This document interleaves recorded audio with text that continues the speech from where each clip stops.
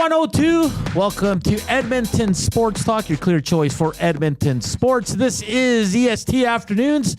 I'm Hernan Salas, joined like always by my guy right here, Joaquin Gage, and behind the camera, it's Zachticum. Fun show coming up. We got a lot of Oilers talk to get to. Tom Gazzola will join us at 1:20. What?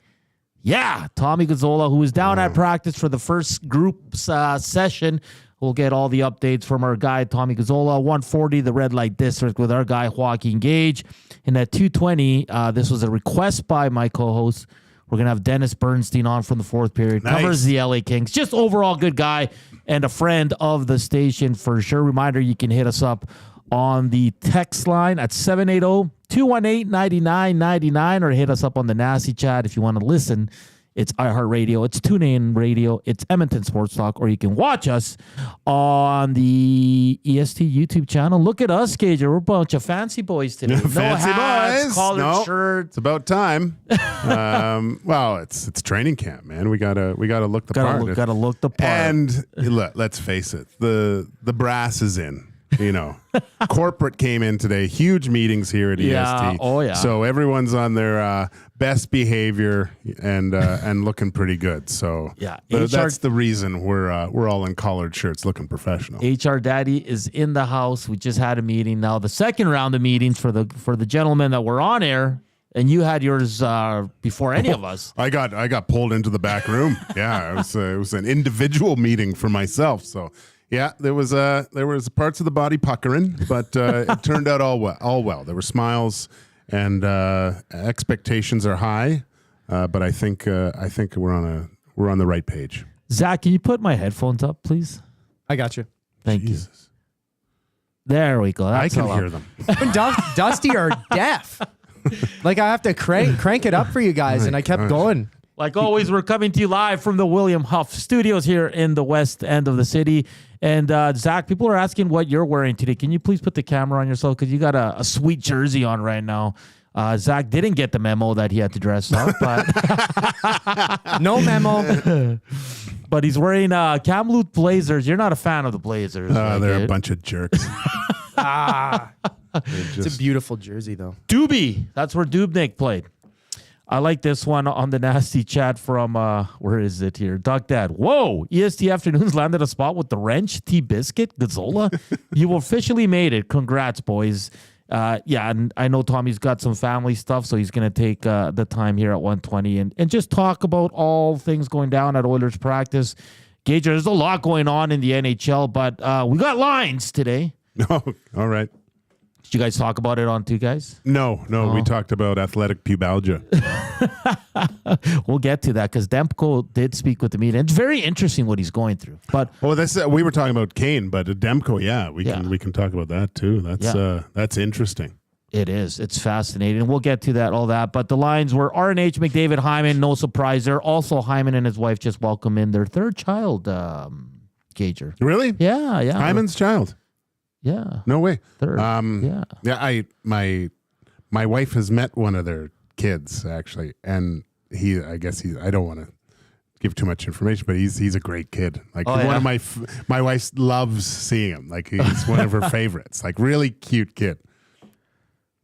And Skinner, Draisaitl, Arvidsson were in Group 2. Janmark, Henrique, and Brown, as we all kind of alluded to yesterday. Podkolzin, Ryan Perry looks like the fourth line. We will have Podkolzin in the second hour. He did speak with the media. It sounds like he's got quite a personality. So I'm intrigued to hear what he has to say there. And one line where it's three guys that might push. It was Lavoie, Peterson, and Matt Savoy. Ekholm with Bouchard. Kulak with Brown. To start, Stetcher's in the second group, and then the first crack with Darnell Nurse. I think something we all knew was going to happen was Ty Emberson. I mean, not much, and this is the great thing about having a team that's contending is that you kind of know what you're going to get going into it in terms of lines and all that. Well, that was the trade, right? That was the CC trade. You brought in, it was looking for someone who made a little bit less, probably around the same type of player with a little bit more age on his side with Anderson, right? So, I mean, if we've been talking about it for, I guess not too much, but when we've alluded to pairings and talked about it, I think one of the intriguing things over the offseason now was who is going to play with Darnell Nurse. What's that going to look like? And I think it's a no-brainer for the coaching staff to want to see how this looks. Yeah. First, let's give that. I even thought that I saw them just doing line rushes together with some. I didn't pay a ton of attention to it, but I saw them kind of doing a little bit of a regroup, and it was those two guys. So, let's. I don't think it'll be Sunday where you actually see it. It might be a little bit further down the road and during the preseason to see that pair together. But I'm sure today there were a lot of eyes on how those two communicated and worked together with some of the drills. Yeah, number 49, if you're wondering, down at practice. And the other guy is Podkolzin for me, number 92. Are you surprised Josh Brown's getting the first look with Kulak on that third pair instead of Stetcher? No. Should we shouldn't be reading too much into this right now? No, I don't think so. This is I like Kulak. He's one of my favorite players. Like I think he's great. Mm-hmm. They're trying to see what they have with Brown.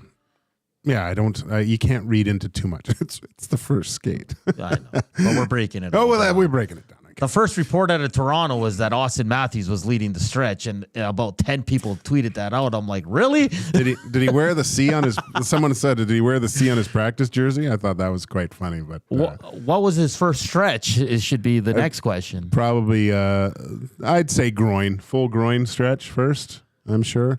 Maybe then one leg out, heel down, toe up. Yeah, and some other news, another PTO, Gager, you didn't know this when you walked in, but Jasper Weatherby, 26-year-old center, shoots left, spent last year with Milwaukee in the AHL, 25 points in 66 games, has a quick cup of coffee in the NHL in 2021-22 with the Sharks. He played 50 games, had 11 points. That included 5 goals and a -14. Again, just another body for these preseason games. When I saw the release come through, I didn't really know who he was. That's no disrespect or anything like that. But my first words to you was who? But no, you need extra bodies. I said yesterday on the show, like looking at some of the other training camp rosters, they're massive, right? Yeah. This is there's way too many exhibition games. This is just getting some other guys some looks, possibly. Cass brought up a good point with certain players. Guys coming in, maybe you give them a look at them, give them the two-way deal. Yeah. If they, and guard against some injuries that way. If they do, raise some eyebrows at training camp. Hey, when you come into training camp, it's all about just trying to make the decisions a little bit tougher on the coaching staff and the brass. That's what you want. Just the little splinter, right? For a team that's this established. You just want to, maybe we want to see this guy more in a game type situation, and that involves a professional contract, whether it be a two-way deal, and see how he does down in Bakersfield. Yeah, he's going to join the likes of let's see here. I have the list right in front of me, and I'm drawing a blank. Matt Savoy, Raphael Lavoie, Lane Peterson, James Hamlin. So I think Jasper Weatherby is going to be in that group pushing for that 13th, 14th spot. And like you said, he might be pushing to make it on Bakersfield and go from there, right? He is 26 years old, hasn't played in the NHL in 3 years. So. And granted, I do need to look at the possible Bakersfield roster, but it seems like, you do need some veteran guys down in the minors too, right? Yeah. There's to build that kind of, to have a professional that's done it before with some young players always helps, I think, especially, guys, most of them coming from junior and now being on their own, having to clean up their apartments, cooking for themselves. Sometimes it's good to have a little bit of a mentorship for not only on the ice, but off ice too. Yeah, and the Nazi chat is buzzing here. Chris Run says Lavoie has to be getting close to replacing someone on the fourth line, Perry or Ryan. I'm going to ask you something about that here shortly. Joelle says third line would be better for him. That she's talking about Lavoie. Penner's Pancake says Podkolzin, Hamlin, Peterson, Lavoie for fourth line options. Perry and Ryan cannot go all 82 games. And then Dawson Nielsen, Weatherby AHL signing ? I think so. And then Penner's Pancakes just adds to that. Jasper will be signing in the AHL. No guarantees of that, but that's probably the most likely outcome if they do like what he's bringing to the team. As far as Lavoie, I think we talked about this last week. I was talking with Tommy on the Oil Stream last Friday. Lavoie is not making this team to be on the fourth line, Gager. I don't think there's any benefit for him to be on the fourth line. No, we've talked about this for years of bringing guys in, and it was almost like we look at the progress of, and I don't like bringing it up because he's not an Oiler anymore, but Dylan Holloway. Yeah. He benefited by being in the NHL because of injuries, I think, but it really slowed his progress. Yeah. Right. You saw what happened last year with Broberg and Holloway going back down and just, playing every single game, every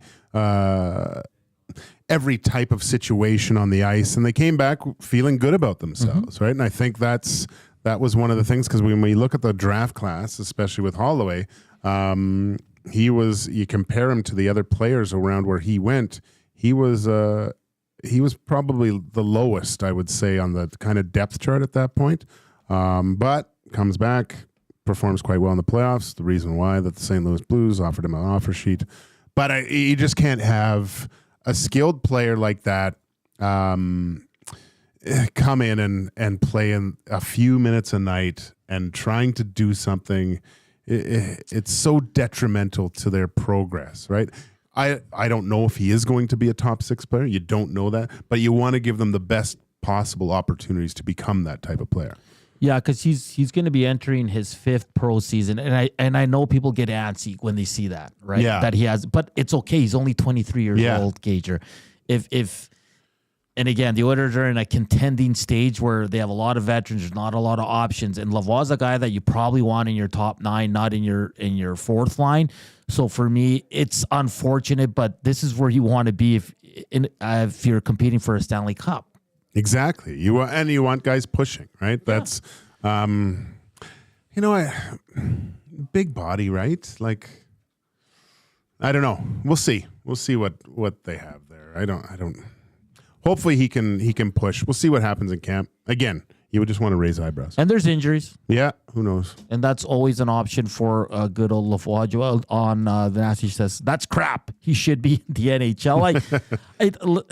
Listen, I don't know if this guy was put on waivers, he'd be claimed. He wasn't last year. Again, I think we overvalue these guys. I'm not saying he's a bad player. He's got really good numbers in the AHL, but that doesn't always translate. We saw him for a bit last year, but he was playing 4 minutes a night. I know, and there's no point of that. It's the same thing you brought up with Holloway and Broberg.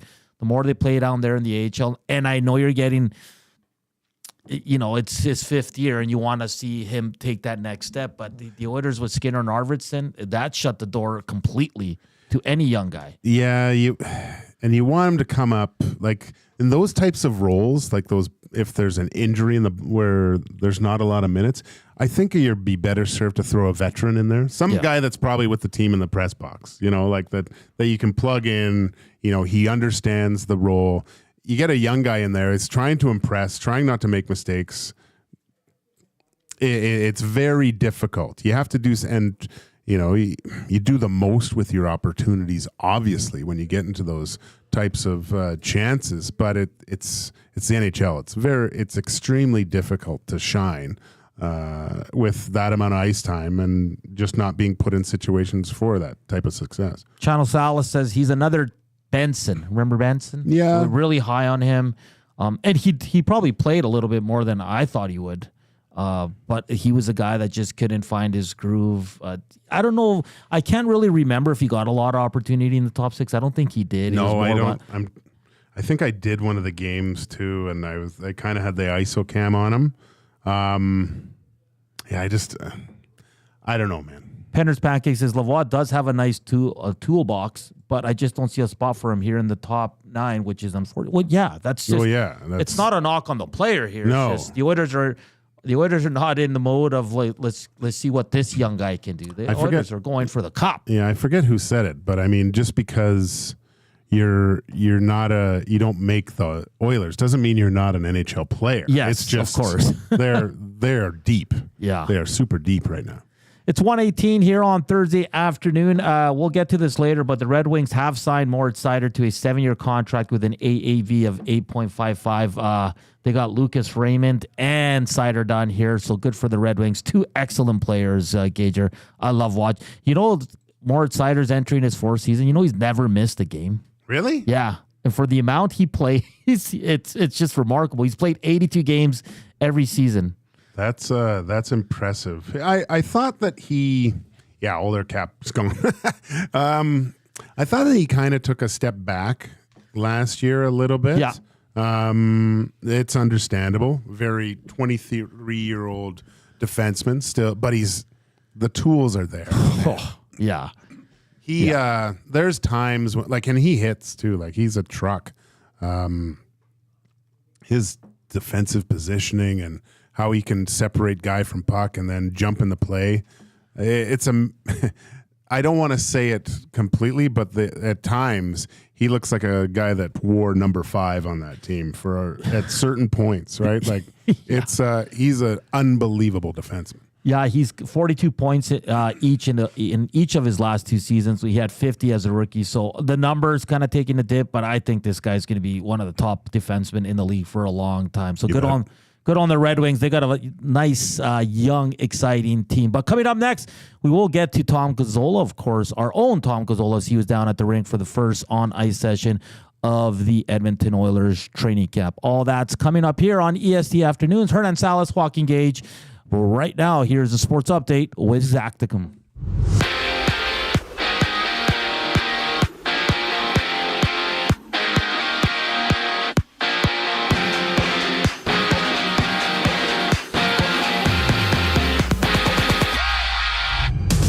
The Oilers hit the ice today for the start of training camp with forward Mike Hoffman and defenseman Travis Dermott on PTOs. Oilers start their preseason this Sunday against the Jets, and it was Moritz Seider signing a 7-year extension worth over $8.5 million average with the Red Wings. The German defenseman recorded 9 goals and 42 points in 82 games last year for the club.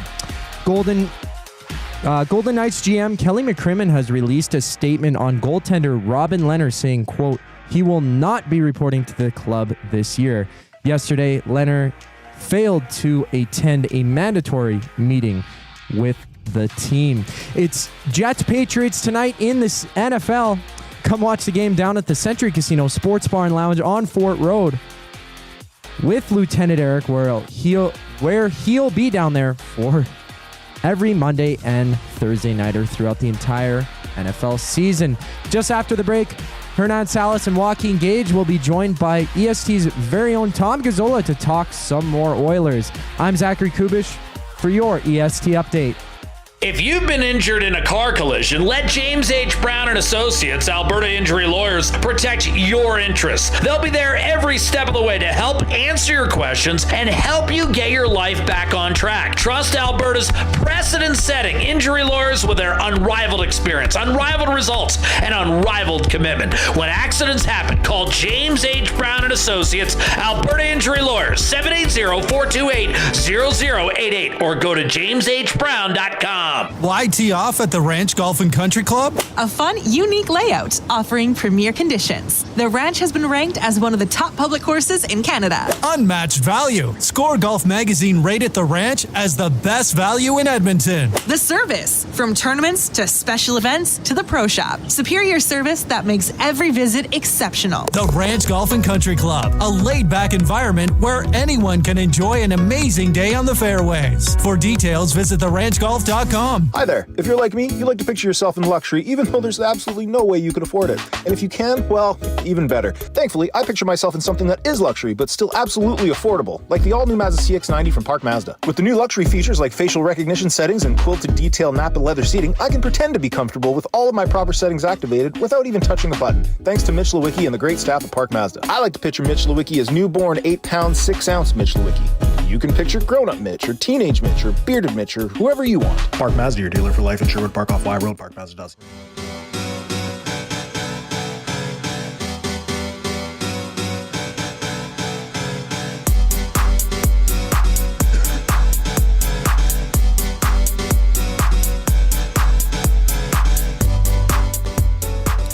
.123 TSC Afternoons. Hernan Salas, Joaquin Gage, and Zach Kubusch joining you here. Our own Tom Gazzola was down at the rink alongside Reed Wilkins as the Oilers hit the ice for the first time in train. Well, for the first time since Game 7 of the Stanley Cup Finals. We'll bring in Tommy right now.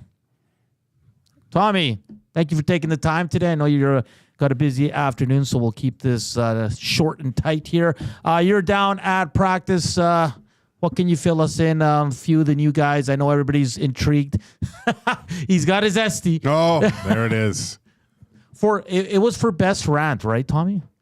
Yeah, I won best rant or rant of the year, and then that one's the draft champion. So I had a really good shot at winning that one, 75%. And I took it home, man. So I wanted to show it off. I have it on the backdrop at the home studio, but yeah. Yes, down at the rig today, Dad. So it was good to be back. How are the vibes down there? This is a group that was, one shot away, one game away from winning it all last year. And I know it was a short summer, but I think this group is pretty excited to get going here.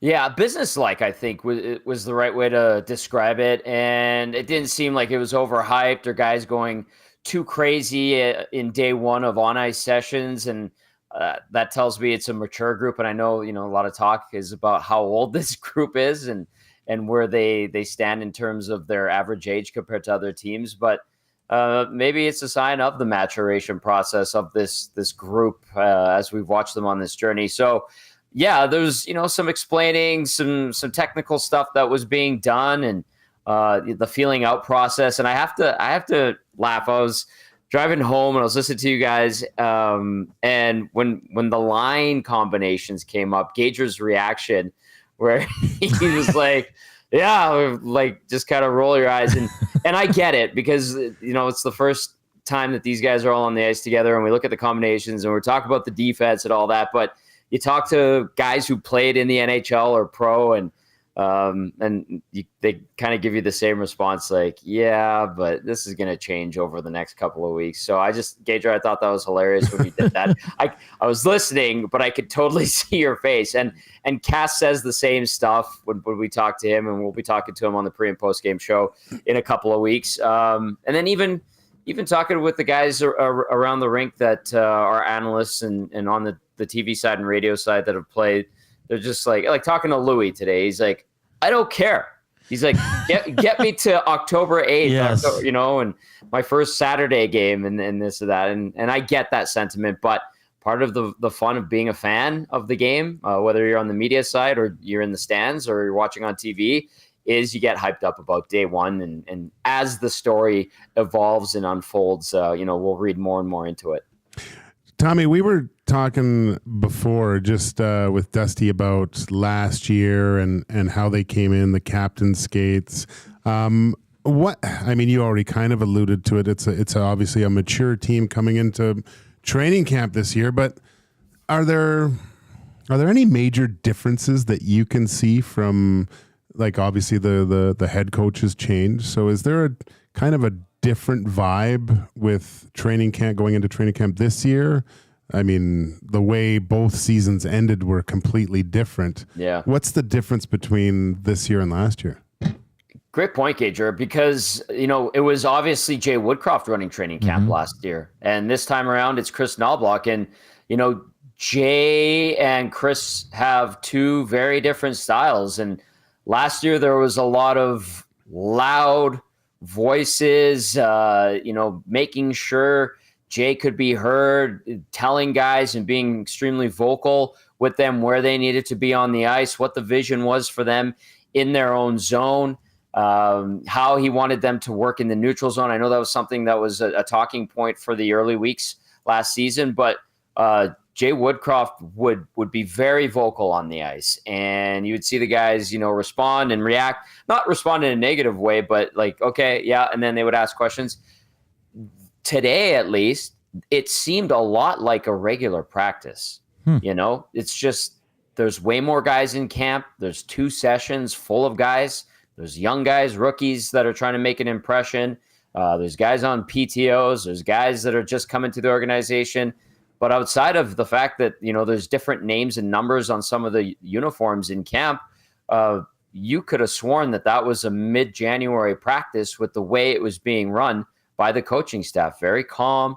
Here's what we're going to do. Take a look on the board. Do I need to explain it? No. All right, let's go. And not a lot of yelling. So that's kind of something that stood out to me, and I'm glad you brought that up because, Woody had a way of doing things, and he wanted to be vocal and to be seen and heard, and everybody could hear him. He would show you on the ice, be like, no, I need you here. We can't be doing it like this. Whereas Chris Knobloch shows them on the board, watches, observes. If they need to go back to the board, he doesn't shut down drills the same way Jay Woodcroft would when something wasn't done right. That is to me something that I noticed in the approach, and we'll see. I don't think Chris Knobloch's the type of guy that's going to be yelling at them on the ice at all, if ever. So yeah, that's something that stood out. It's kind of that saying, Tommy, where it's like you are what your leader is, and Knobloch's just really calm, cool, collected all the time, right? And it seems like his team's going in that same direction.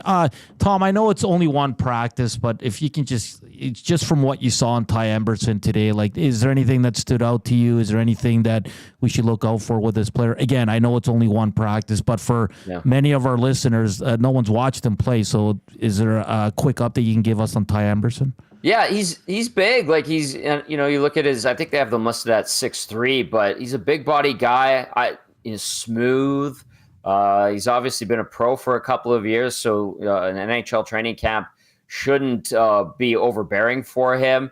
And we'll see how he and Darnell Nurse kind of read off of each other. And Nurse was asked about that today. How do you get up to speed with a completely new D partner? And the thing he said was reps and getting to know him a little bit and reading, each other's tendencies and knowing how to react to one another. And that comes with just going out there and working together. And it is worth noting, Darnell Nurse was a full participant today at practice, day one of camp. It's just, like we said, and I reported, they're going to hold him off for a little bit, especially when it comes to the game. So good to see. It wasn't overly physical too, by the way. There was a little bit of contact, but there was nobody trying to fight with one another to establish some tone like they did back in the day, and then B, nobody was killing each other out there in the sessions, because I think they're trying to get the system stuff in more so than the battles for the positions. So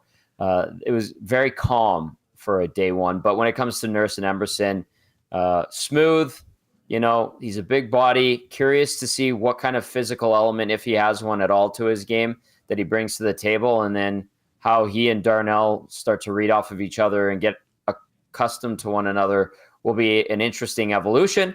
Or maybe we see someone else get a chance up there, because we heard Stan Bowman talk about, Josh Brown and Troy Stetcher being in the mix, and that is the plan on the right side for those 2 spots on the right side on the blue line that I guess we could call, vacated by Desharnais, Broberg, and obviously Cody Ceci being gone now. Tommy, there's always it doesn't always happen on the first day, but sometimes there's that moment where you look over and the brass or the scouts raises some eyebrows. Maybe the media sees something special. Was there a moment today that everyone said, "Whoa, that was impressive," or anything like that so far in training camp? Gager, I think this is an automatic every training camp. Connor McDavid is elite and much better than everybody else, no matter how hard they try. And he looks like he's pretty dialed in and focused. But like a wow moment or anything like that, nothing where we were just like, oh, wow, did you see that? Outside of McDavid and his brilliance. It was calm is another term. Is I'll reiterate, that was basically the skate. Yeah, there's a bit of up tempo and this and that, but outside of guys firing to score, which, you know, I'm sure would annoy you being the former goalie going through that in day one of training camp, you know, they want to compete for these jobs. So these guys are shooting pretty hard and not taking any opportunities off. Nothing crazy, but I did look over at the brass, Gager, and I'll say this.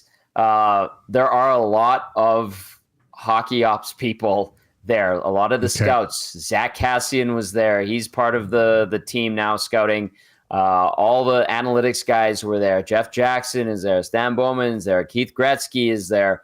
All the amateur guys, the new guys that they brought in. Like, there was a lot of Oilers staff on hand watching and keeping an eye on day one of camp. And that was interesting. I think Stoff talked about it a little bit coming out of Penticton.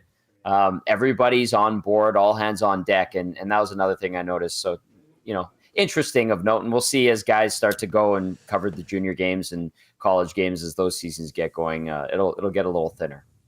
Tommy, we got a question for you from the inbox. Timber Woodsman says, we need to know who ran the morning stretches. Yeah. I can't remember. I didn't know. That's the answer I'm looking for. I can't remember because it's not important. Honestly, I think Reed and I looked over. We shot a rink report. There's some audio stuff. If Iwanik's kicking around, or one of our producers, they might be able to fix it. I don't know what I got a new cable. That's a technical thing.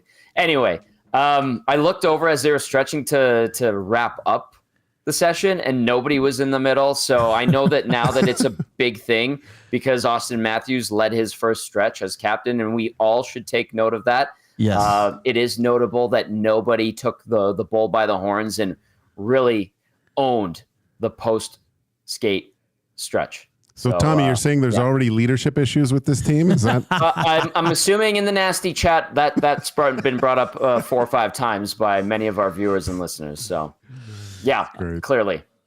Tommy, I know you got to run here. Thank you for taking a few minutes here to update us. On day one of training camp, you'll be back there tomorrow, so it's going to be fun. Oilers in action on Sunday. Tommy, have fun with the fam. Thanks, boys. Thanks for having me. That's Tom Gazzola from the Oil Stream, from the Hangout, and many people on the inbox calling him Two Burger Tommy. That's right. And 2 team burgers. Like, we're not talking like the little cheeseburgers. No, we're talking how big were those things? Those were huge. Those were massive. That's all right. I got the lasagna in there right now, so we'll save you some, Tommy. Don't worry about it. The lasagna that was sat in there for about an hour, and it was frozen solid though, so it's fine. Just one note too that's coming from Oilers. The guy they acquired from Ottawa, Robbie Jarventi, he'll miss most of training camp, if not all of it, with an injury, which is unfortunate because I don't know if it was on 2 Guys or Olstein when they had Ross Leviton on when this trade went down in the summer, and he talked wonderful things about this really? player. Yeah. So yeah, I saw someone actually say that he should be in the NHL. It's unfortunate that he's not going to be able to take part in training camp. So, yeah, there's some question marks. You always like to see young guys push, for certain spots. I like that. I think there's something to that a little bit. Training camp, there's some extra bodies in there that can just raise the temperature a little bit, not to a boil, but just keep guys honest and go, look, I gotta perform here. My job isn't completely secure. Yeah. I think you don't want complacency in training camp. Too comfortable. You don't want it to be too yeah, exactly. Well put. Yeah, just some quotes coming from Knobloch. He does say Darnell Nurse will play in a couple of preseason games. Obviously, he'll miss the early ones there. He's fully expecting him to be ready for the start of the regular season, which is great news because as much heat as, and I'll speak for myself, we give Darnell Nurse, he is a big part of this team because when he's on, he's an extremely valuable player. He just needs to find that consistency. And maybe it is Ty Emberson that brings that consistency to that pair. Because him and Cece weren't awful every game. They were good for stretches and all that, but they struggled mightily in the playoffs. And I know their fans are excited to see what Ty Emberson, and again, Tommy can only share so much because he's only watched him for an hour or so. Big, skates well, moves the puck well. And I know the analytics community is big on Ty Emberson. So he's definitely a guy I hope we see on Sunday, Gager. I want to see as many of these new guys as I can. Okay. No? You don't care? No. No, I don't. Like, I understood it in the young stars, but like for you, the preseason, nothing. Like it's so hard. Like, because, well, you know what'll make me watch this, Hernan? I'll tell you. I got to see the Winnipeg Jets lineup, who they're bringing out here. Good point. Yeah. If that is a more regular Jet lineup, which I don't think it is. In most cases, they send the young guys. The big dogs travel enough throughout the regular season. They'll probably stay home. Usually the home team, you'll see some more regulars play for the Edmonton Oilers. So that's if they bring more of a veteran-laden team, like if you see a Scheifele, a Morrissey, maybe even, I don't think you'll see Hellebuck, but then it piques my interest to see how they actually compete against the really good NHLers, because it's such a huge difference. One year, I mean, my first year with Edmonton, we had something like 9 exhibition games, and I think we were like 8-1. But we dressed everyone every single game. Like it was, and we thought, oh my gosh, because we were like, how are we going to do? And obviously the first few games we didn't play against, but more and more NHLers you played against. The first game was against the Detroit Red Wings. Night and day when you have Yzerman, Fedorov, Lidstrom. It was a joke when you actually put all those guys together. Definitely an eye opener from preseason to the regular season. So the moral of the story is don't get too high, don't get too low on players in the preseason. No, and we should know that because here in Edmonton for so many years it was pushing the young guys. Ty Ratty comes to mind. We were so high. The Ty Ratty award. Yeah, it was like this guy's going to score 40 goals with McDavid.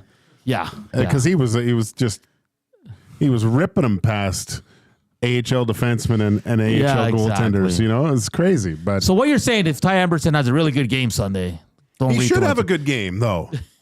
He should. Yeah. I don't expect him to have anything less than a really good game. This guy's an NHL hockey player. He should, with not a lot of experience, but he's slated into a top 4 role with one of the favorite in the NHL to win the Stanley Cup this year.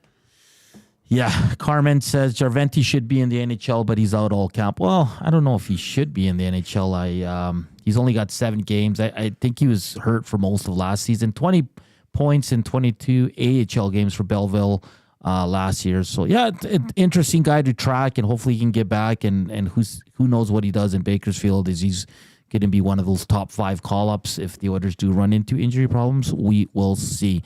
It's 1:40 Thursday afternoon. It's EST Afternoons. Joaquin Gage, Hernan Salas, and Zachticum here. Coming up next, we'll get to the Red Light District with my guy, Joaquin Gage. That's all coming up here on Edmonton Sports Talk, static free since 23. But first, here's a sports update with Zach.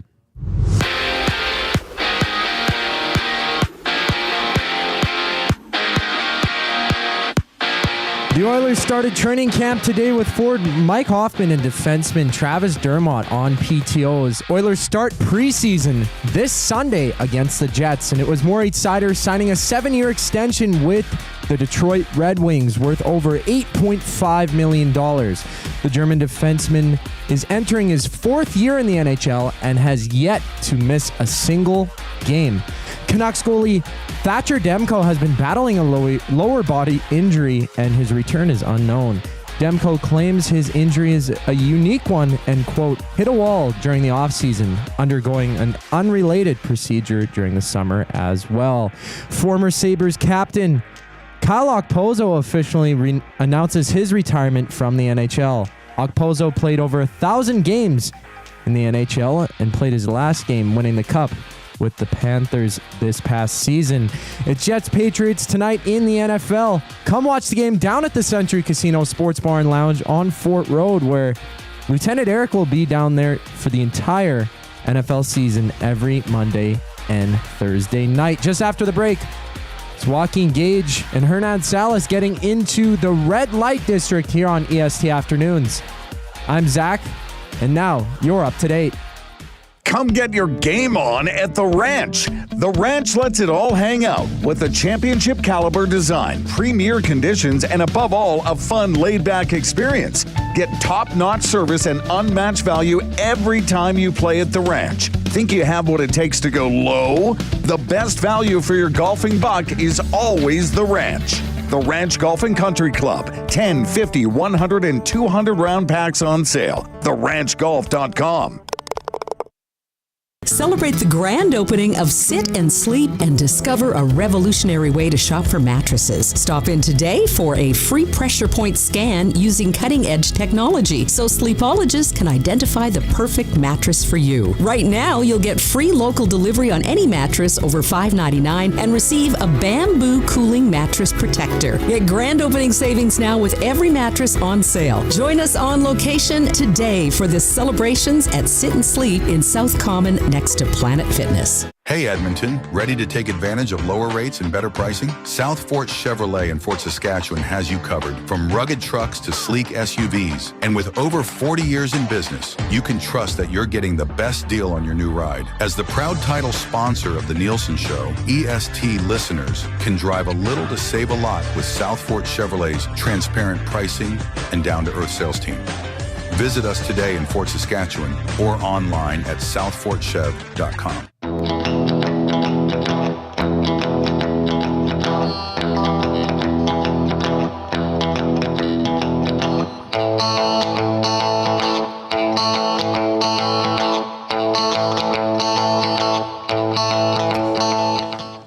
144 EST Afternoons, coming to you live from the William Huff Studios. It's Hernan Salas, Joaquin Gage, and Zach. Zach Duck Dad says, you smashed it. Ask HR Daddy for a raise right now. And then Brock's the Boilermaker says, is HR Daddy the next guest? No, he's not. We'd love to have him. He's great. Yeah, he's great. He's awesome. an absolute beauty for sure. Zach, you're really doing well on those reads there. Hey, man. Becoming a pro. Ever since you went on stage and did that wicked rap. I think it boosted the confidence a bit. Right? No, I keep it simple, you know. I gotta be all gas, no brakes. So I gotta keep it flowing, keep it going. Okay. That song, by the way, it will be recorded eventually, and we will be in the studio. Are you gonna drop a single with Josh Clausen? Yeah, all gas, no. Maybe another one as well. Oh, HR Daddy in the house. Oh, the EST handbook for got the handbook. Can you sign mine? I want to. It's like a yearbook, but it's a yearbook. Oh my gosh. Okay, let's get to one of the best segments on this show. It's the Red Light District with our guy Joaquin Gage. We will have the song next week, I promise. First off, we were just looking at the other teams around the league, the San Jose Sharks. Someone tell the Sharks that they don't have to start tanking it yet. It's just the start of camp.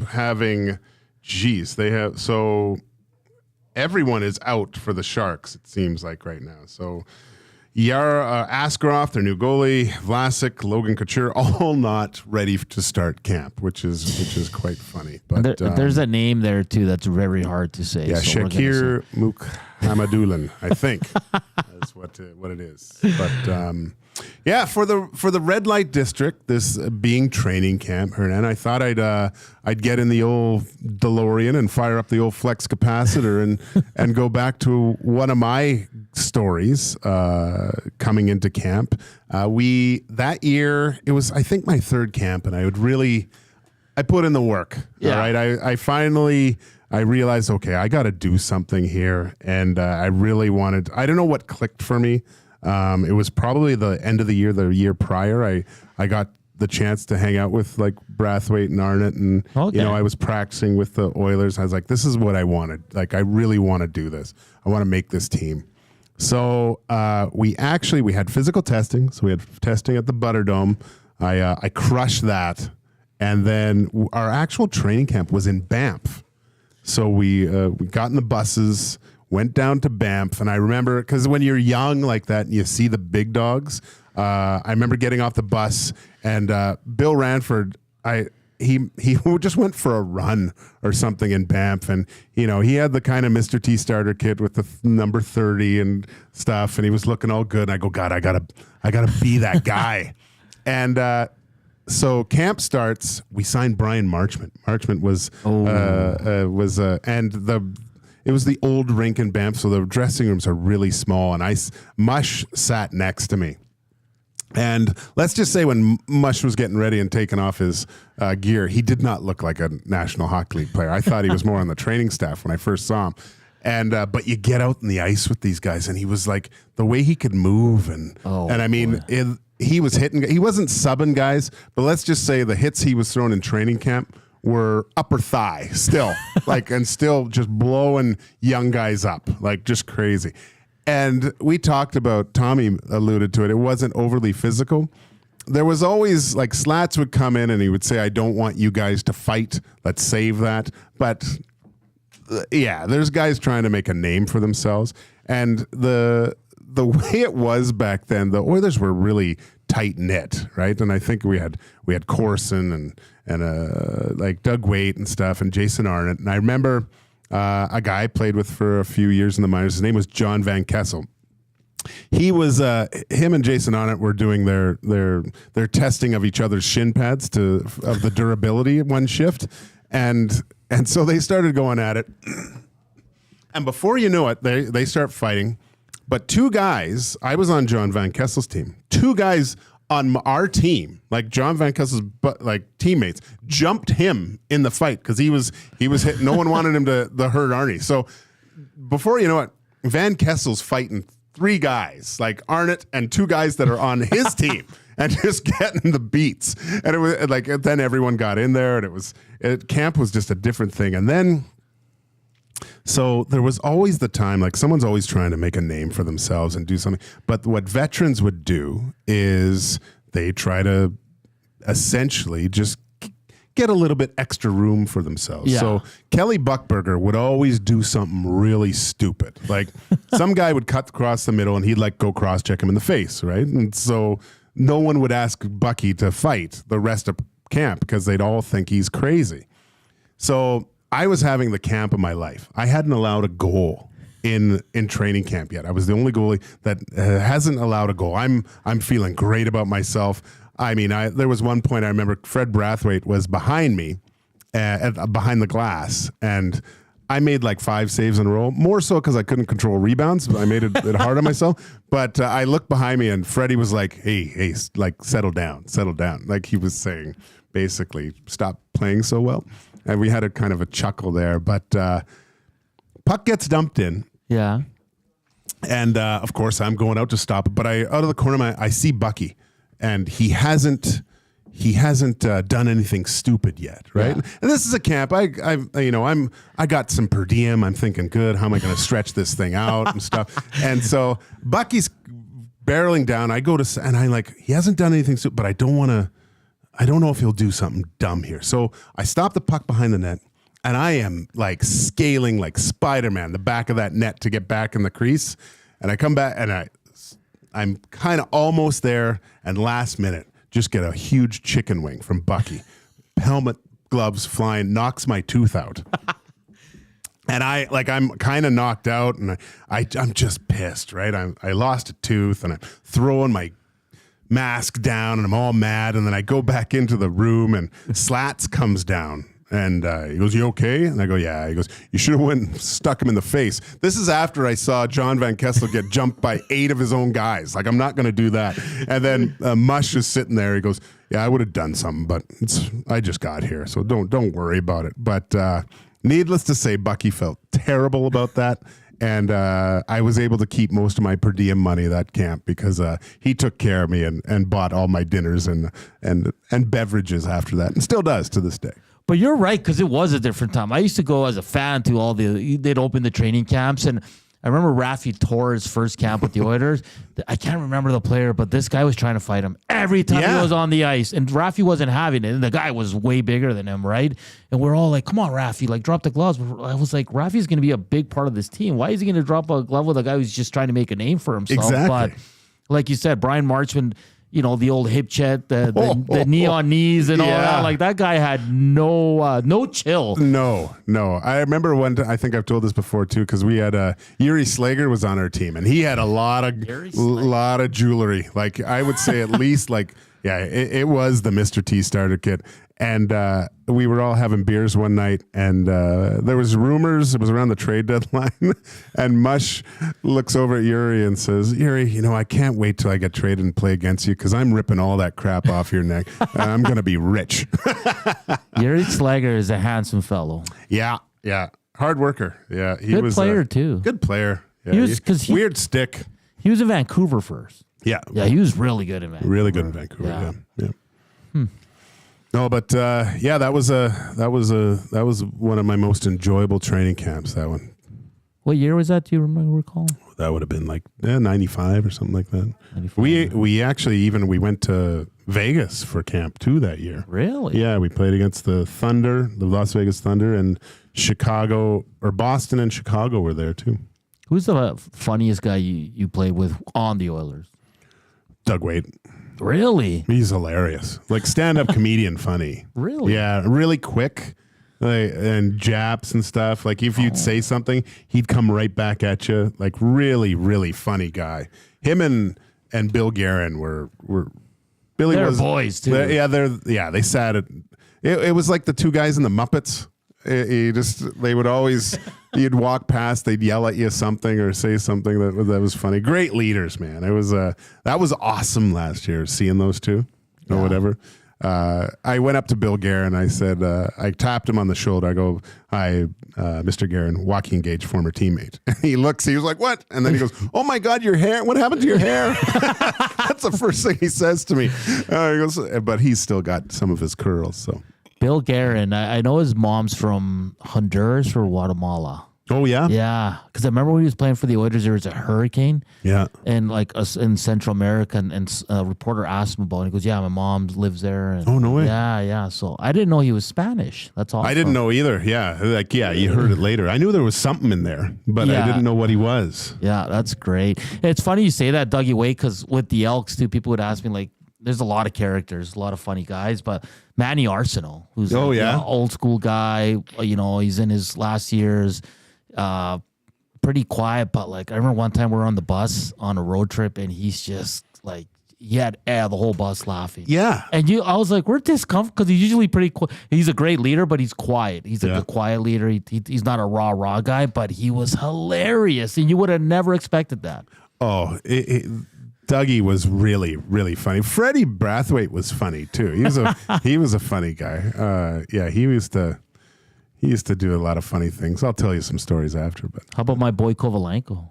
The Russian tank there? Yeah. Not a lot to say. He didn't say a lot. Like those guys, some of those Russian, like Boris Mironov was pretty funny. Yeah.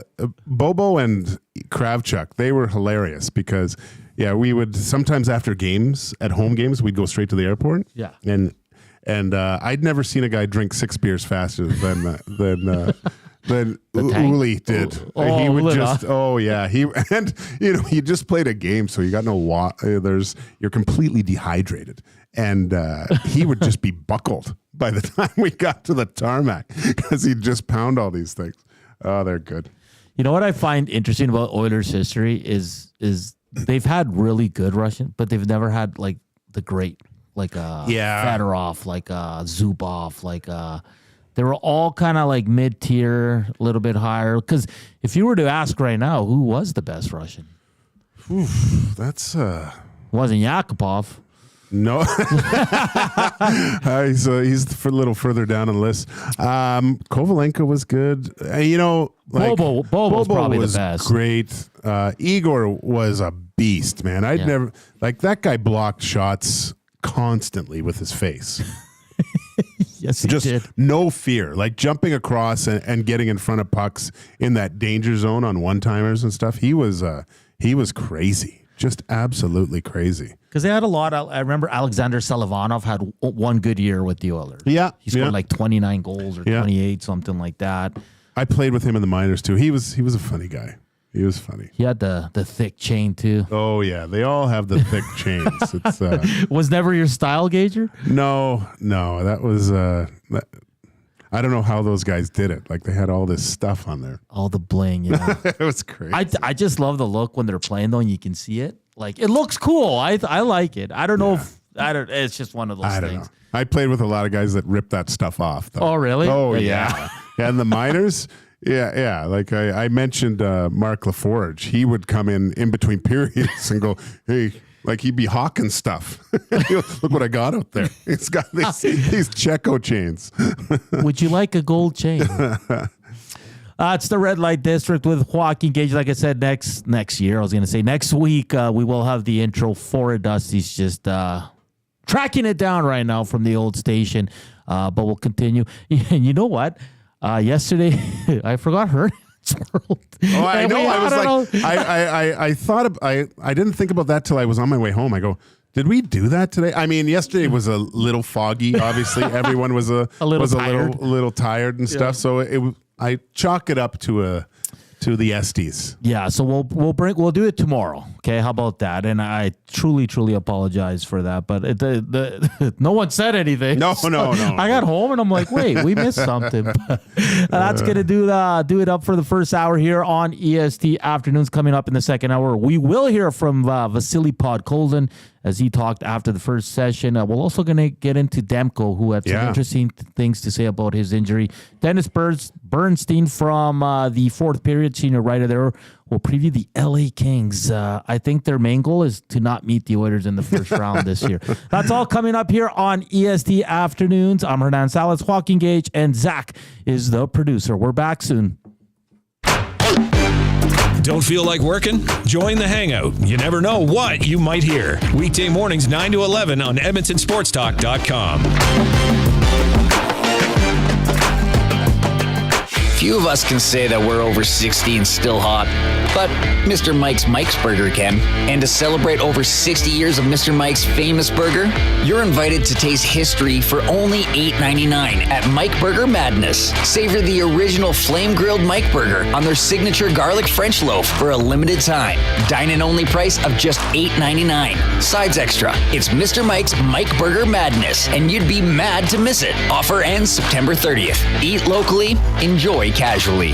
Looking for a winning strategy for your retirement? Contact me, Joaquin Gage at K4 Financial, where expertise meets dedication. I will always look for a careful approach to your retirement, ensuring your financial future is secure. From tailored strategies to clear, actionable advice, I'm here to guide you every step of the way. Don't leave your future to chance. Get in touch with me, Joaquin Gage, today at k4financial.ca or email joaquin.gage@k4financial.ca to start planning for a brighter future and a more secure retirement. Edmonton Sports Talk delivers a mass audience of key, influential customers to your business, all while you associate your company brand with the biggest names, the hottest sports news, and teams from every league around the globe. Oilers and Elks, NHL, NFL, Major League Baseball, and the Association, Formula One, soccer, golf, oh sweet mama! The excitement is palatable on Edmonton Sports Talk. It's where fans go to get their sports fix and where our partners find the most loyal consumers. Contact us today and see how our team on Edmonton Sports Talk can score the biggest goals for your business. With various advertising options available, email business@edmontonsportstalk.com or head to our website and send a message at edmontonsportstalk.com.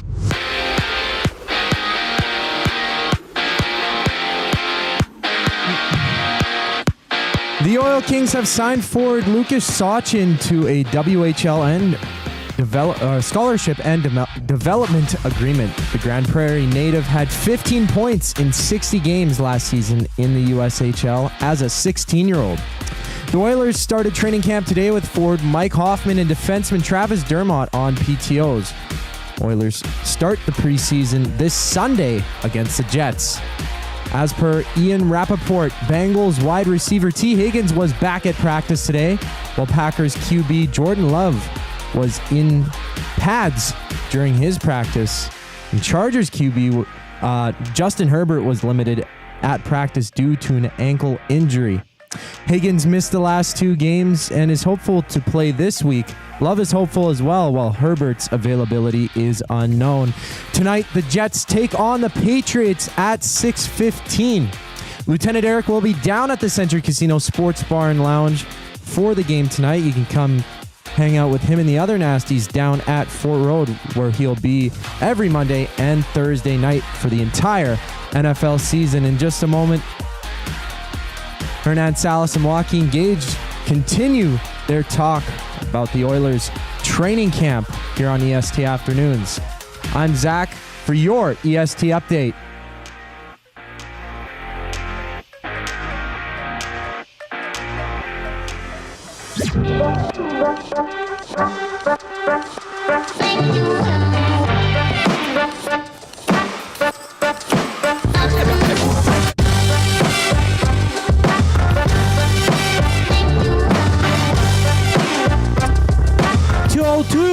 Edmonton Sports Talk, your clear choice for Edmonton sports. It's Hernan Salas, Joaquin Gage, Zach Kubusch here on EST Afternoons. Hour 2 just underway. You can listen to us at EdmontonSportsTalk.com, TuneIn Radio, iHeartRadio, or watch us on the EST YouTube channel. Hit us up on the Nasty Chat or text us at 780-218-9999. We got 51 thumbs up. Let's get to 100 again. We were at 100 yesterday too, Gage. Were we? Doing really well, Holy yeah. Smooth. Thank you. I think the Zach rap video that we showed really bumped it up. So no, they're only human. And Zach corrected me. It's Roby Jorventi, not Robbie. So thank you for that, Zach. You're welcome. I didn't even know the name before. Like when I looked at that, I was gonna say Jarventai or something like that. Like, it's a very Finnish name, so you got the last name right. I think that's more important, but I thought Robbie when I first saw it as well. So yeah, and there is Thursday Night Football to kick off Week 3 in the NFL. It's the New England Patriots taking on the New York Jets. Mr. Aaron Rodgers there. Should be I don't know about this game. It's not sexy. Well, I mean, sure. Patriots 1-1, Jets 1-1. So it's kind of Rodgers has looked okay. You know, You're like it's still fascinating to me to see what if he's gonna like light it up at some point. Tonight's I don't know. Who do you got tonight? I kind of want the Patriots to win. I'm not a fan of Aaron Rodgers, but I know a lot of like Mark Majot, a lot of buddies that are New York Jets fans. So I want them to have success. Like so, I got to talk to Majot about Rodgers because he was in months ago, and we didn't really get into it. I wonder with the whole signing of Rodgers, was he happy with that or? That's a good question. I don't know. I mean, the way he got hurt last year was probably like because then you had to go to Zach Wilson and the season was pretty much over in week 2 for them. So, yeah, I don't know. I'm just probably going to sprinkle a little bit on this game, and that's about it in terms of that. Hey, Zach, do you have the Skinner photo ready? Yes, I do. Can you bring it up here? Gager, Skinner had a new look today. I just want to get your thoughts as a former goaltender. Yes, that's a sharp look. Someone asked me about this. He's got the dark blue. There's different theories of thinking with darker pads, right? Like as I got older, I found that sometimes having like really dark ones that you lose the puck. I kind of knew where I could probably put the rebound, right? Or if there was one, it was harder to find for a player. But on the opposite side of that, a lot of goalies like to see it right, like you can see it right into your pad, right? You're tracking it a lot better. I mean, that's a pretty tight setup, though. That looks really cool. The way that pads are designed now, too, I think that a lot of goalies will have the stripe of white on the inside of the pad because it gives you that a little bit of the illusion for players when they look is it makes the 5-hole look a lot bigger than it actually is. So they shoot it, but it's actually pad because it kind of blends into the ice a little bit more. It's a lot more defined when you see it like this. Oh, okay, that's what I have to shoot at. But I mean, Stu, that's tight, man. I love it. Simple. I love those colors. Looks really good. He's probably got another set of white ones or something like that and somewhere too. Like he usually has 2 sets of different like home and away stuff. But well done, Stuart. I like that stuff. Brett B says kind of an ode to the Mike Smith look. I don't know about Mike Smith. I know his he had pads that kind of look like that, but I like the darker look. Yeah. He had the darker ones exactly, but no, I think that's pretty unique. Yeah, I really like the look. I can't wait to see it with the actual uni, like the dark one too. Yeah, that's gonna look really sharp. Really. So what's the? We don't have Tommy on anymore, but with the the new jerseys, isn't it Fanatics now that are taking over with the? Zach, do you know? I think it's Fanatics. It is now Fanatics. I think. Yeah, we had a conversation on the Hangout, but I'm pretty sure what it is. It's Fanatics. It's based through the same exact I guess producers. They have the same factories that they build these jerseys in, but there's different tiers of quality that you could buy them as. Like the prices are going up, but I'm not sure by how much, but still prices are going up. And now they're going to have 3 different tiers, I think, like kind of the Fanatics, where I don't want to say you can buy them at the Walmart, but the little, you feel them, you're like, oh, okay, that's a little cheaper quality. And then they have, I believe, the pro kind of authentic ones, because they have the fan jerseys and then the Fanatic Authentics, and there's different tiers of jerseys. I don't know how deep it goes, but there's going to be a lot of jerseys that you can buy. And I think in the Oilers store, they're going to have some pretty high quality ones, but it is a little bit different make. Same factory, same kind of shtick. Like I'm pretty sure Adidas is pretty tight knit with Fanatics are very similar. So that's the way it's gonna look for NHL jerseys this season. Well, hopefully they're not the same as the Major League Baseball pants, right? Man. You could tell what religion a guy was who was wearing those things. Because Tommy is the kind of the jersey insider, and Zachticum is a jersey wearer, right?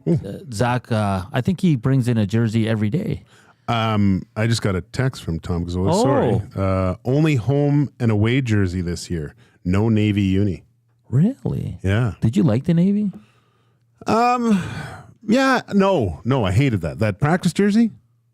Yeah. Yeah, no. It was, I thought it looked cool, like for practice, but that's it. It's a practice jersey. I didn't mind it, actually.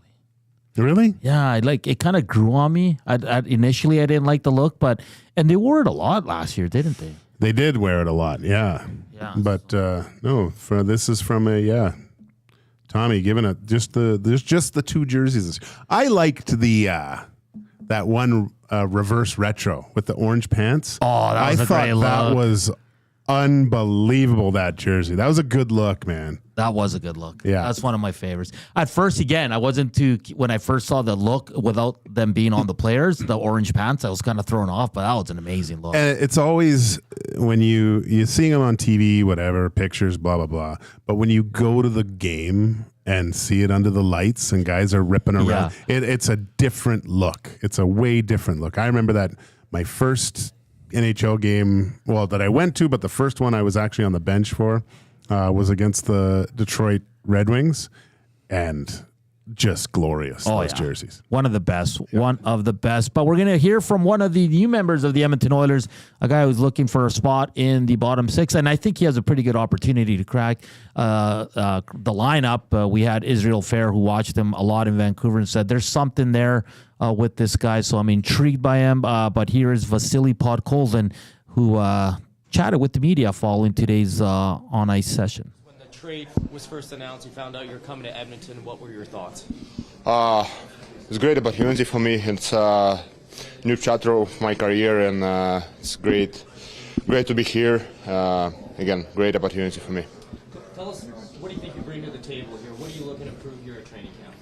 I think I can bring some power, some speed, and I can help and PP or PK both, and again, I can do whatever teams continue to win. Vasily, welcome to Edmonton. Thank you. Talk about a new chapter. What are some of the areas you look to grow as part of this new chapter, as part of the Edmonton Oilers moving forward? Yeah, I mean, again, like this city is special for me because like I lose here Glinka Gretzky Cup, I lose here World Junior games, and but on the same time, it was my first NHL game here. It's like great to have fresh start here, and yeah, it was like it's big club with big history and some big names in our team, and yeah, this is great to be around. When you look at the depth chart, where do you see your opportunities? Where do you see the roles that you could fit in on this club? You mean for the Oilers this upcoming season, when you look at the depth chart, yeah. What are some of the roles that you feel like you could play for this hockey club? I mean, again, like I think I'm two-way player, and I can do like. I mean, I'm gonna help in offense and defense as well. I wanna like just team continue to win, and I think I would like to bring some power, some response for this team, and also have some goals. What did you think of your time in Vancouver and the way it went? What do you think you can do here to maybe get a little bit more traction and be more regular NHL? I mean, yeah, it's a good question. It's hard to say right now. So sometimes it's just situation was not good for me, and maybe time was not good for me because, like, you know, when I come to Vancouver, it was a little rebuilt out there, and like three different coaches, two general managers, and sometimes it's tough to accept. Like it's tough to find a great way for me and a great relationship between both of us. But like on the same time, they gave me first couple steps on a like NHL of pro hockey and on a highest level hockey, and this I really thankful for that. But on the same time, it's time to move on and time to show good hockey. You were drafted high, offensive player. You know you have that in you. Do you feel like you're close to being able to do that at this level too? What do you need to bring that offense? I think be more confident, play more with puck, and do not scared to get mistake, to have mistake, and I mean it will happen, like, but like it's how we reacted on it. And yeah, just be respond, play hard. I have like great teammates around right now, and great line mates as well. So they'll help me, I'll help them. What's it like going to be on a team playing with Connor McDavid against you? It's great to be with him, not against. Yeah, it's. I mean, especially when he was on the ice, I was on a bench all the time, so I didn't play much against. You did play two playoff games against the Oilers last year, though, but you didn't get much ice time. Yeah, but on the same thing, like it's tough to play against, especially in playoffs, especially here. It's it's crazy fans. It's a good strong team, and yeah, it was tough to play. Yeah. You had a heavyweight fight against Raphael Lavoie in the AHL last year. What it was like to kind of play alongside him and skate alongside him today? Any words about that? I mean, that's probably greatest thing in hockey. Like it's how crazy life can turn, and yeah, just the handshake, like, and ask each other how are you, and not really, we didn't really talk about it, and yeah, it was. I mean, it's part of the hockey. They wanted to win, I wanted to win, and that was yeah. I mean, we're good. Who won the fight? Vasily Podkolzin talking with the media. And I forgot he got into a good deal with Raphael Lavoie last year, but when they asked him about Connor McDavid, he was never on the ice. I like what he said. A lot of good things there, right? I'm always impressed when it's his second language and he can communicate and understand everything like that.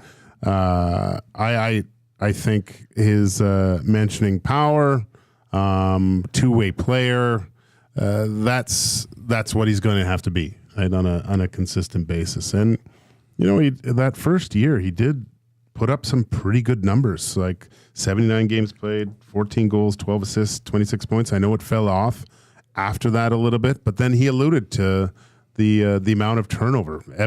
Oilers fans know what it's like to see young players having to go through multiple GMs, multiple coaches, having to, you know, impress the new guy coming in. Maybe they don't have the same vision as the coach prior or the general manager prior. So I think he mentioned at least 4 times the fresh start. I'm looking forward to it. I like the dressing room. So yeah, hopefully Vasily can find where he fits into this what piece of the puzzle he's going to be, and can contribute any way he can. And I think we got to remember he's only 23. I know.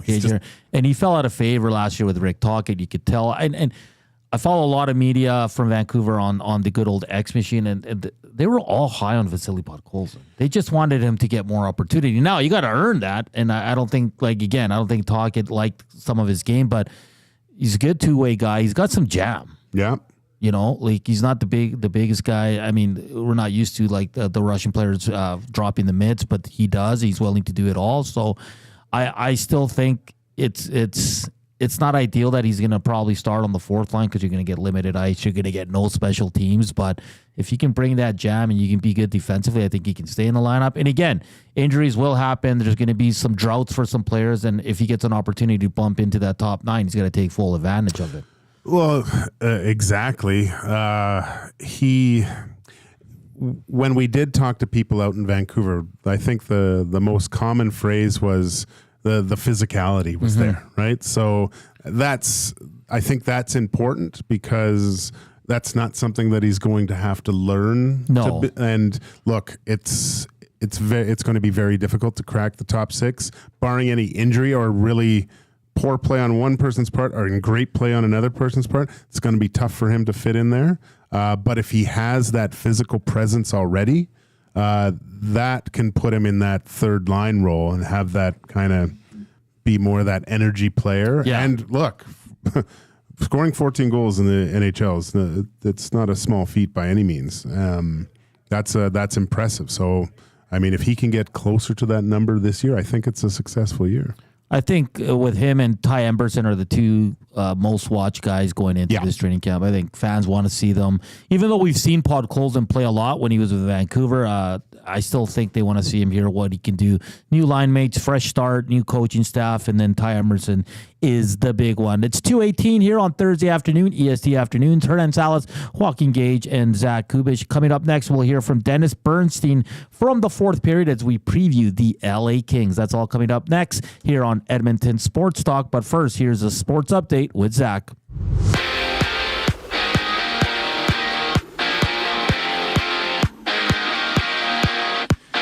Oilers training camp is off and running with Mike Hoffman and defenseman Travis Dermott on PTOs. Oilers start their preseason this Sunday against the Jets. Canadiens defenseman Caden Gooley will have some time out due to needing his appendix removed. The Edmonton native will be reevaluated after a week and is expected to miss most of preseason. Sabres coach Lindy Ruff says that Rasmus Dahlin's injury yesterday is, quote, nothing too serious. Dahlin left practice and did not return, but is only expected to miss a couple of days. Bengals wide receiver T. Higgins was back at practice, and so was Packers quarterback Jordan Love.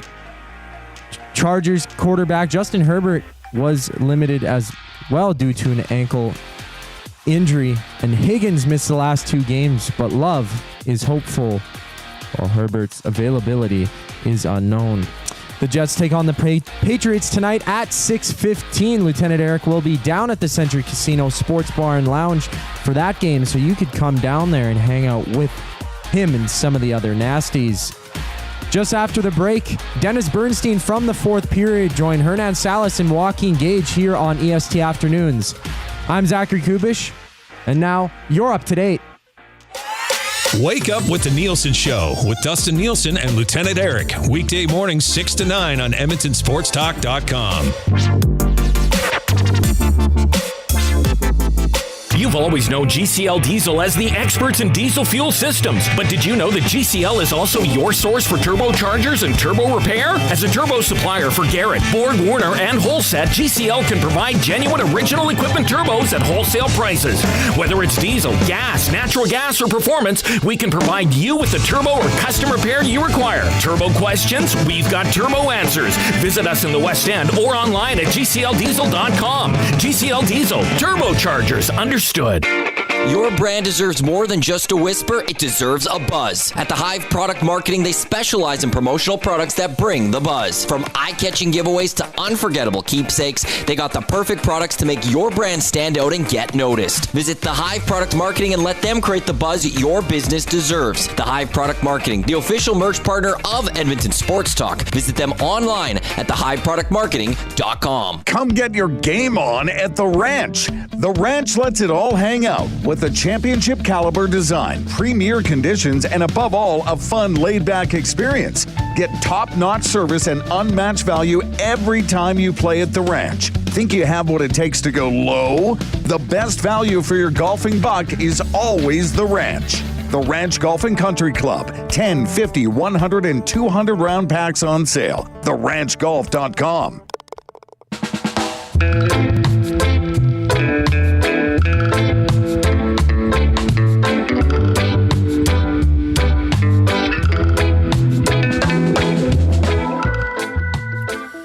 2:22 here on Edmonton Sports Talk. It's EST Afternoons. Hernan Salas, Joaquin Gage, and Zachticum here as we're going to preview the LA Kings, who had a very interesting offseason, and we know them well, very well here as they continue to play the Oilers in the first round. But we bring in Dennis Bernstein, senior writer at the fourth period right now.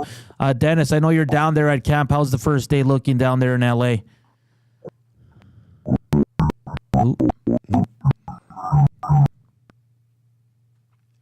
Sorry, let's try that again. You should be reconnected. Dennis, you there?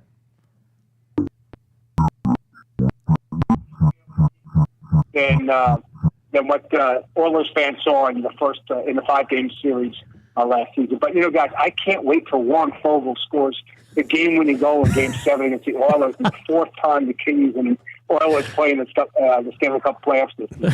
Dennis, don't say that. Come on. Hey, Dennis, let's just go back to the to the offseason here. And one of the big moves was Pierre-Luc Dubois and that contract being moved out for Darcy Kemper. It's just great work by Rob Blake there as Pierre-Luc Dubois. It just didn't work there in LA, did it?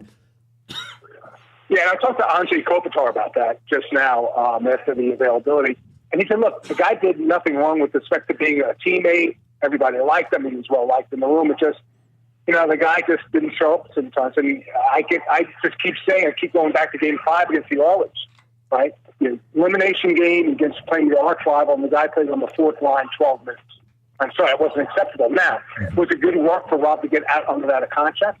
Of course it was. But if you look back at what the return is now, you would never trade Velarde, Iafallo, and Kupari for Darcy Kemper, and that's the lineup. They wound up playing a really good offensive forward getaway and gave Velarde.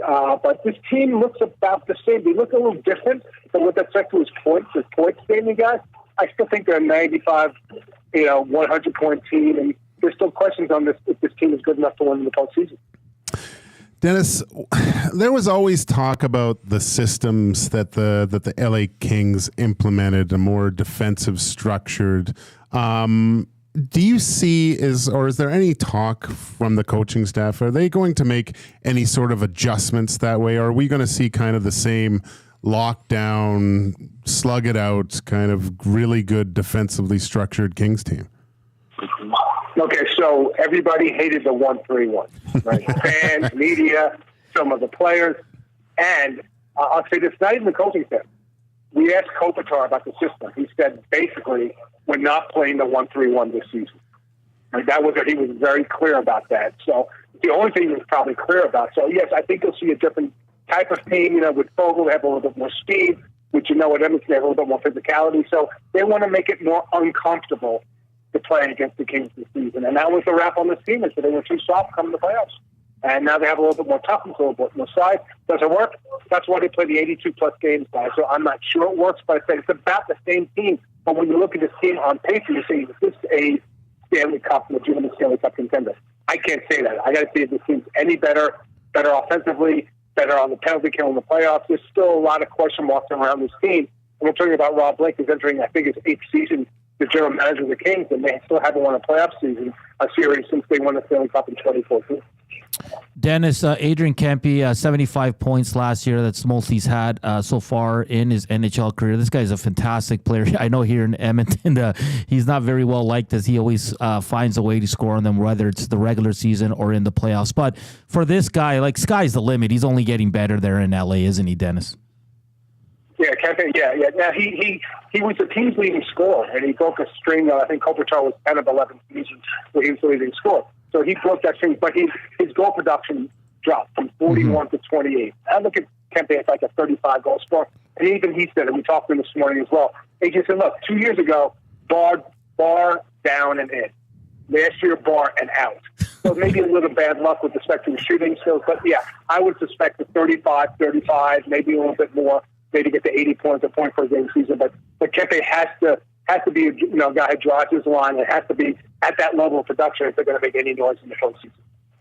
Dennis, we already kind of mentioned him, but former Oiler Warren Foegele, he always, with me anyways, fast player, wasn't shy from some physicality. Just he would show flashes of some brilliance that wasn't always there. Career year last year, scoring goals. Where does he fit in with this LA Kings team? Is he going to be kind of that guy that is a consistent in the top six, or is he a more solidifying presence in that maybe that third line checking physicality role?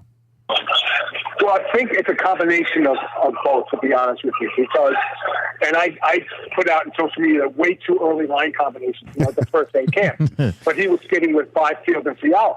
A lot of opportunity there. Byfield shifting back to center.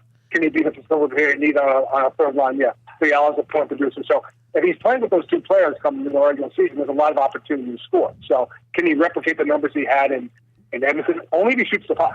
Right? That's the one I think rap on Warren. He's got a really good shot, but sometimes he's too differential. Is he differential on that line with Byfield and Kevin Fiala? We'll see, but it will be a nice combination of speed and size with Byfield, who's about 6'4", 225 now in the middle. So it's going to be an interesting season for Warren. I won't say top line duty. I would say more middle six, depending on how his chemistry is with those second and third lines. Dennis Bernstein from the fourth period joining us here on EST Afternoons. A couple of young guys there in Akil Thomas and Alex Turcotte. What is the expectation for these two players heading into the season, Dennis? I think you got to be low key with respect to the expectations off the bat, because if they do hit the if they hit the ice on opening night in Buffalo for the Kings, they're probably going to be on a fourth line role. But the fourth line is going to look different. That's the biggest change probably with respect to the forward wall, other than Byfield moving to the middle, because Gazzola gone, free agency. They didn't tender him. He signed in Pittsburgh. Paul Bernstein got traded for Kyle Burrow. So it's going to be a different looking fourth line. You might see maybe a Turcotte and a Akil Thomas centered by the old stalwart Trevor Lewis, who's now 37 and signed a 1-year deal. So if they get play early in the season, guys, it's fourth line. Could they graduate to a second or third line, depending on the production. But I think they're going to be really judicious with their money coming out of the box and filling gains confidence of both players on a more substantial role. You might see them move up in the lineup during the season. Dennis, last year, Cam Talbot was an all-star, came out of the gate quite well. Play kind of faltered going into the latter part of the season. Now with the signing of Darcy Kemper, you've got Dave Rittich, Phoenix Copley. Is there a clear-cut number one, do you think, with this, or are the Kings looking for more of a platoon system with more of a split with whatever combination of goaltenders they go with here? I think from a contractual standpoint, Darcy Kemper's your number one, right? Because he's got 3 years left on the deal at $3.5 million. Dave Rittich would be the backup to start. So I think if you have to handicap, let's say 80 games, you're probably looking at maybe 55 for Kemper, 25 for Rittich. But the guy that they really like, who's probably going to start the season in the AHL, is Eric Portillo, the kid who just didn't have room for him in Buffalo with Luukkonen and Devin Levi. So he became available. They really like his style. They really haven't had big goaltenders here in Los Angeles. Portillo's about 6'5", 6'6". He has potential. So that's the guy they're looking to cultivate in the minor leagues in Ontario one more season. I think next season will be the year for Portillo. So they have a pipeline of established goaltenders, the guys that you mentioned, but they're really hoping that Portillo emerges as the number one guy for the next 5 to 7 years. Maybe not this season, but certainly next and beyond from there.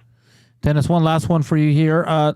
This team has gone through some changes. Like you said, Warren Foegele in, Tanner Jeannot is in, Joel Edmondson is in, and they brought in, obviously, in the trade for Dubois, Darcy Kemper. Where do you see this team when it's all said and done here heading into the playoffs? Are they a wild card spot? Are they competing for the division? Where do you see the LA Kings this year?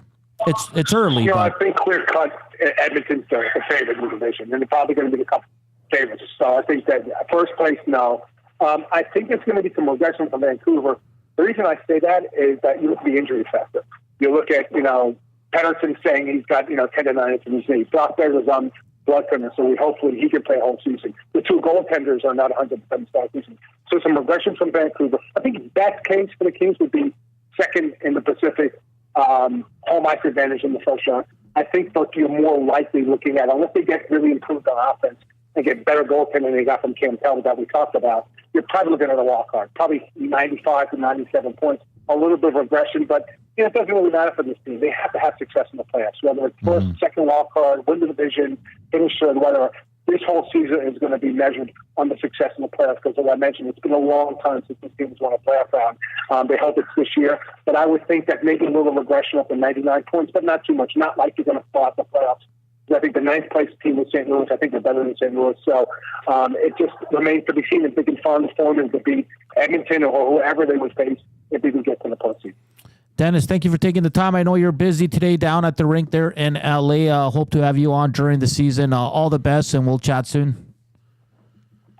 Boys love being on EST. Thanks for the time. It's Dennis Bernstein from the fourth period. He's a friend great. of Edmonton Sports Talk. He's great. I met him before, right before I left to the Elks. Oh, did you? He was down here for a game, and I went to the game. Tommy introduced me to him. He's tight with Tommy, right? Yeah, They were over at the having a few.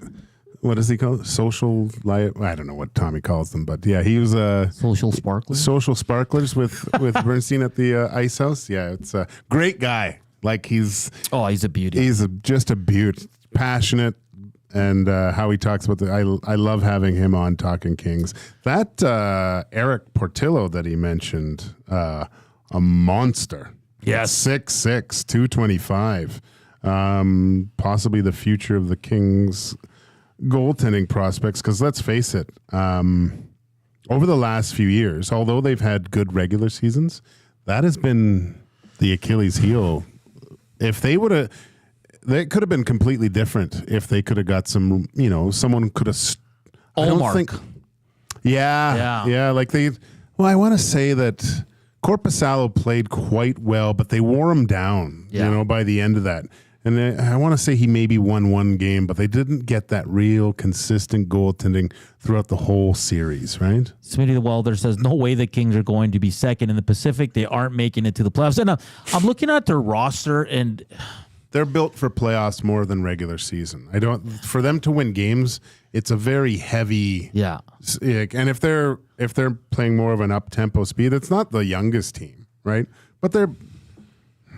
But I feel like they're going down the same path where they're getting an older goalie and hoping he can, get you out of that first round, because they've done this for the last 3-4 years, Gager. They have. They just take a chance. They don't go out and get the elite guy. Listen, I know Kemper's got a cup, but he was bad last year in Washington. Not bad, but he wasn't up to the Colorado Avalanche Kemper, and obviously with age and all that, he's not going to be. And then I love Warren Foegele. But Warren Fogel's not a top 6 player for me. Yeah, he.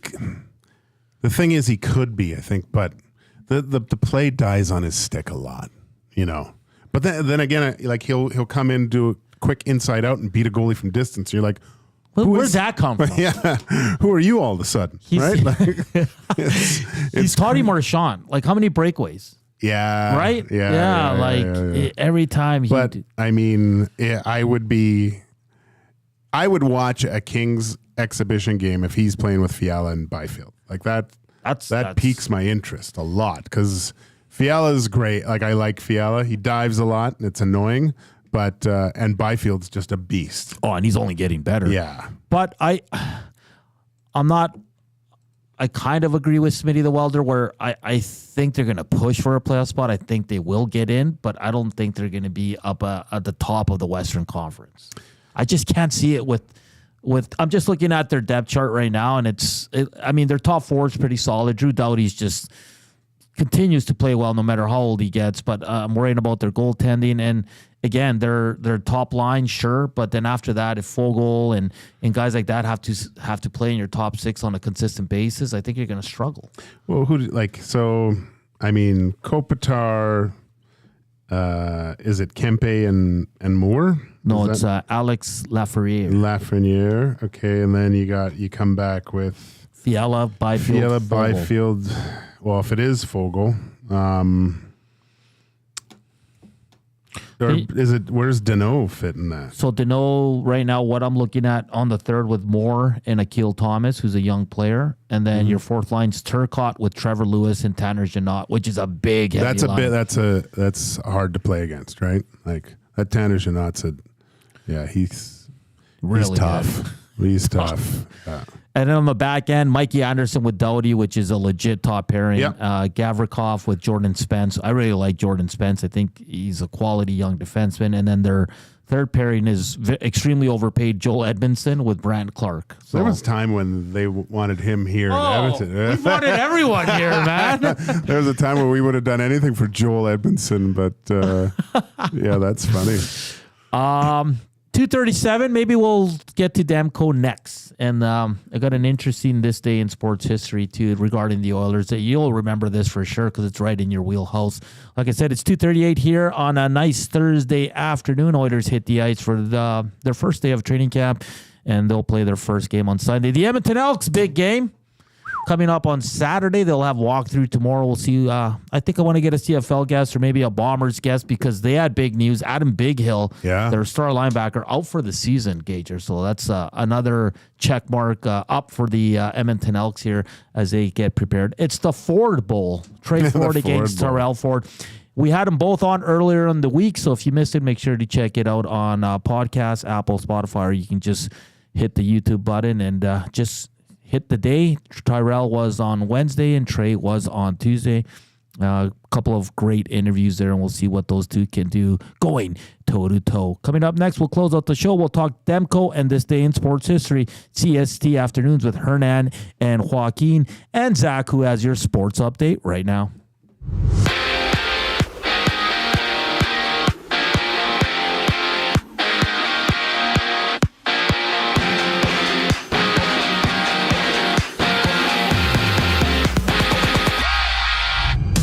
The Ottawa Red Blacks have signed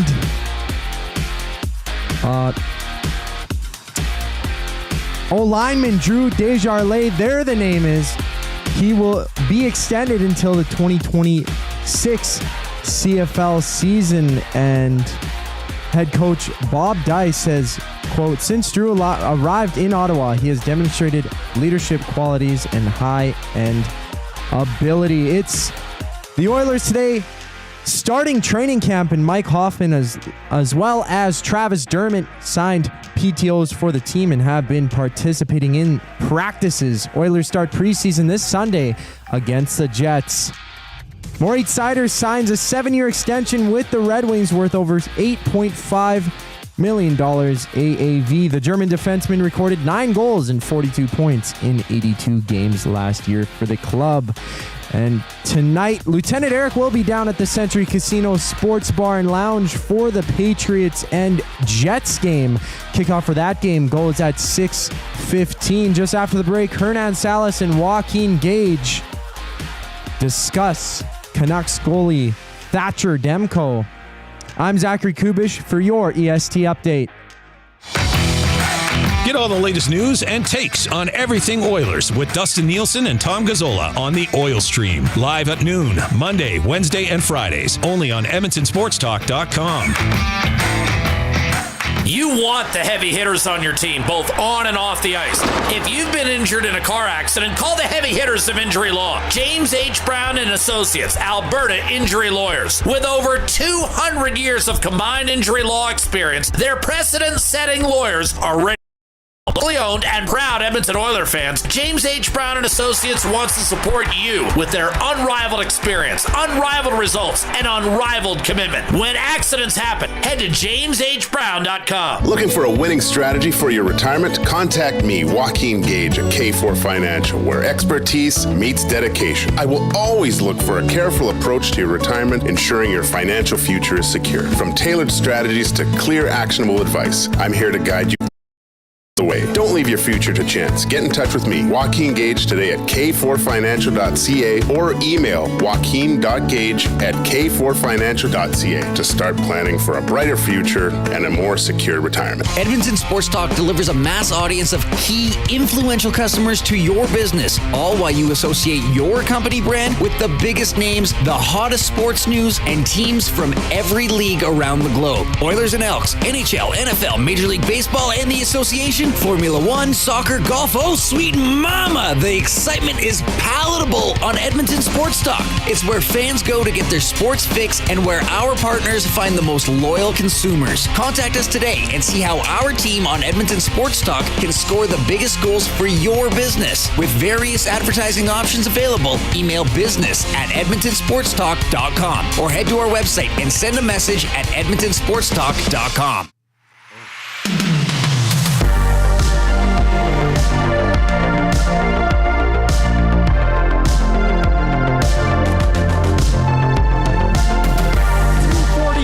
On Edmonton Sports Talk, your clear choice for Edmonton sports. It's EST Afternoons. I'm Hernan Salas. He's Joaquin Gage and Zachticum behind the camera. We were just joined by Dennis Bernstein, and yeah, a lot of messages coming in on the Kings. Not a lot of believers, but we were looking at the division, and it the only guys that can knock down the Oilers from that is the Oilers.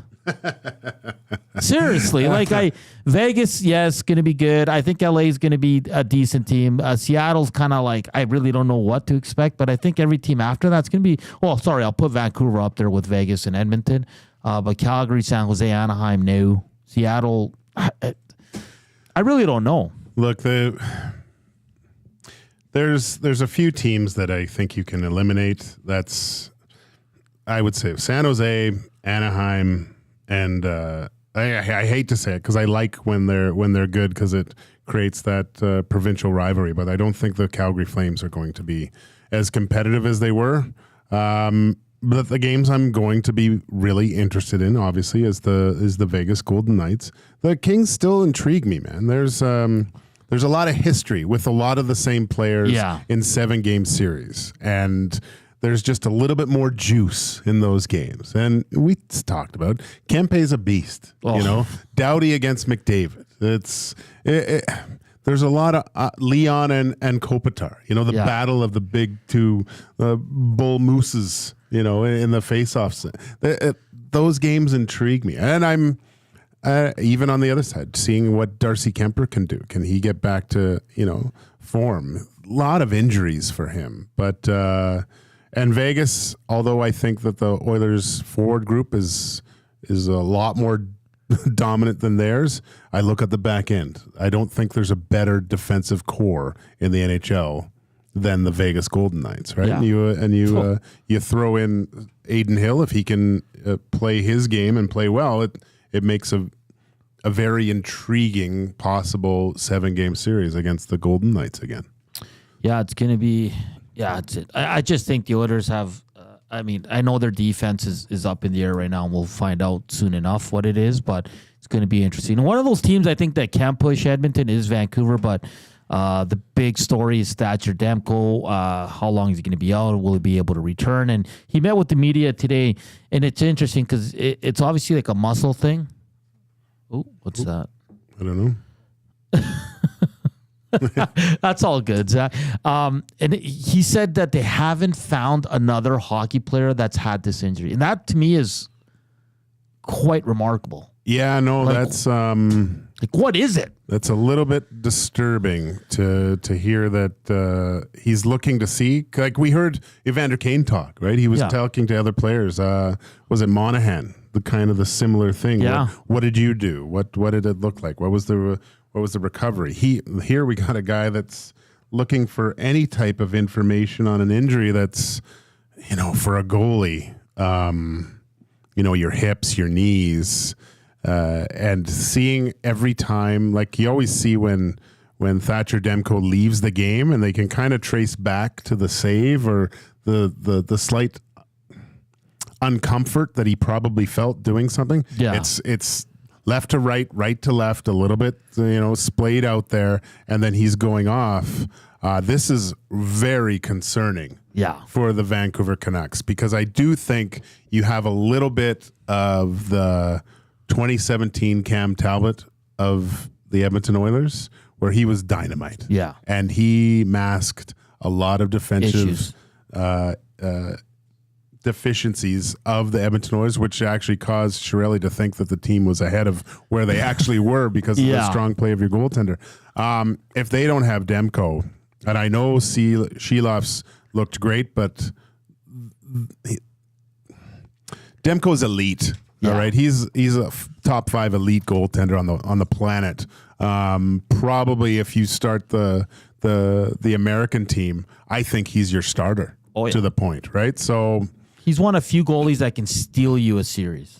I think so. Yeah. I think so. So that's really concerning, and having for Canucks fans, get the tissues out, because that's going to be a lot of tears if he can't play this year.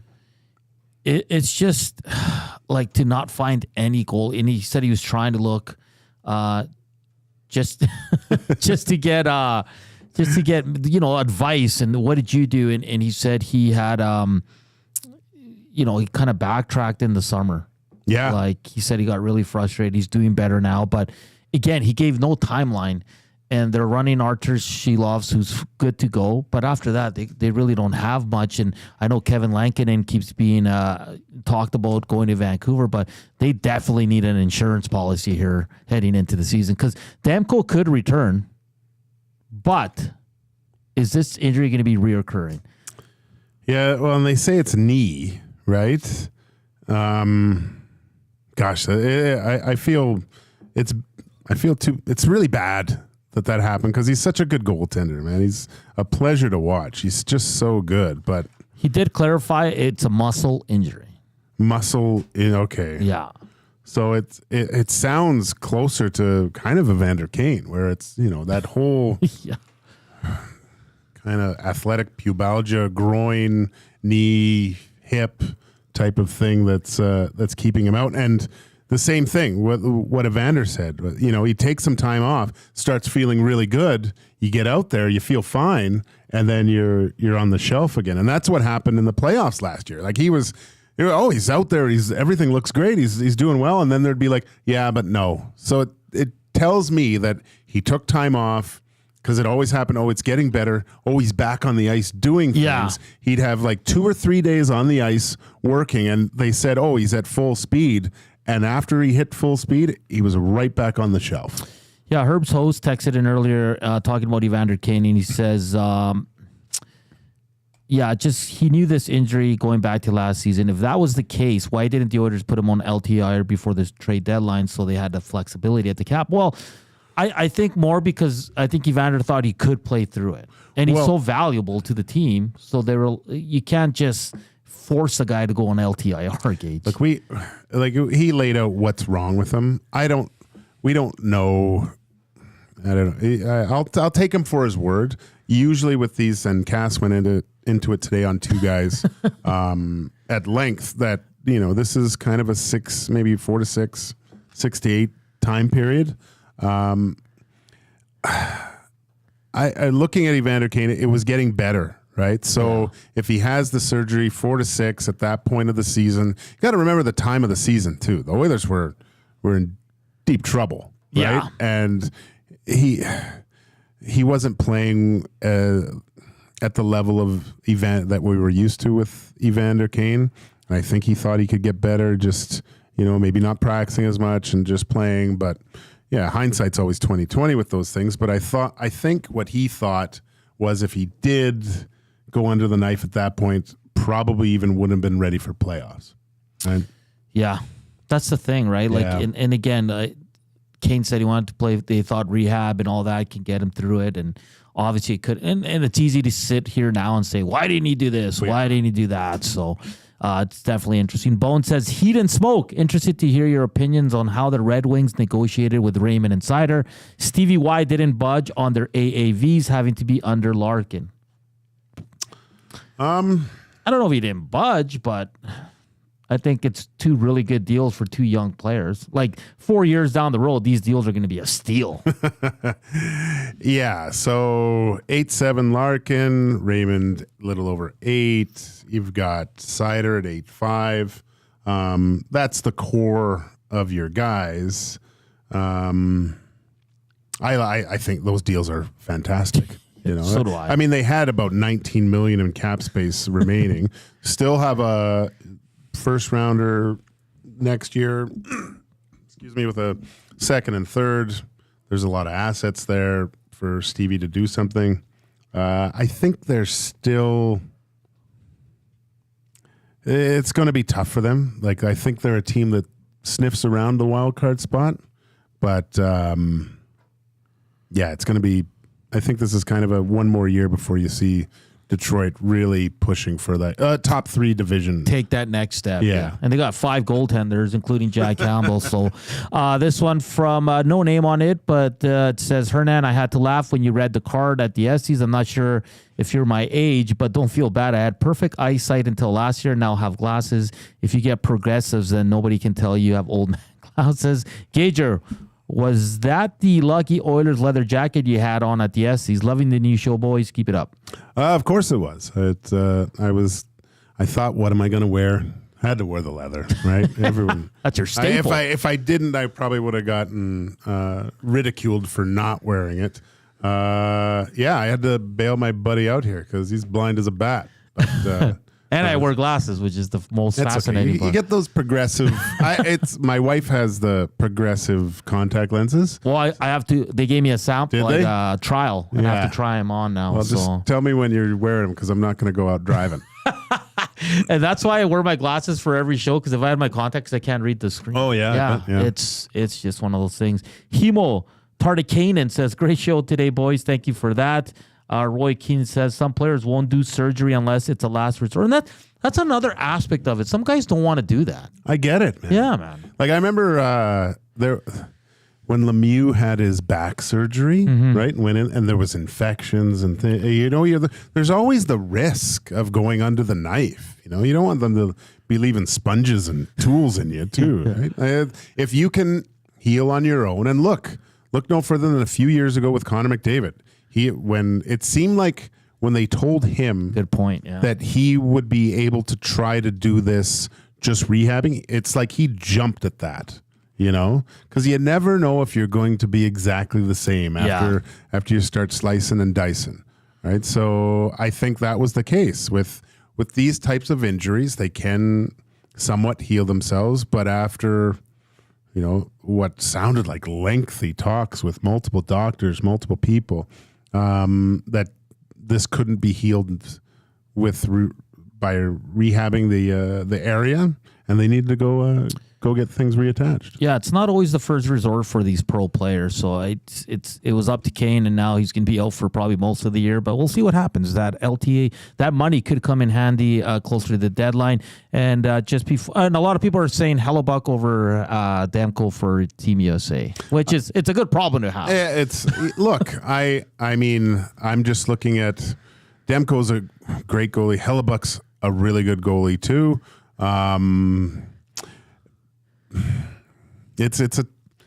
I can see you saying Hellebuck would probably be the starter, but after watching him in last year's playoffs when it counted most, he looked quite ordinary. I know we'll see the true Hellebuck throughout the regular season here, but it's I don't know, man. That Thatcher Demko, he's something else. Yes, he is. Younger too.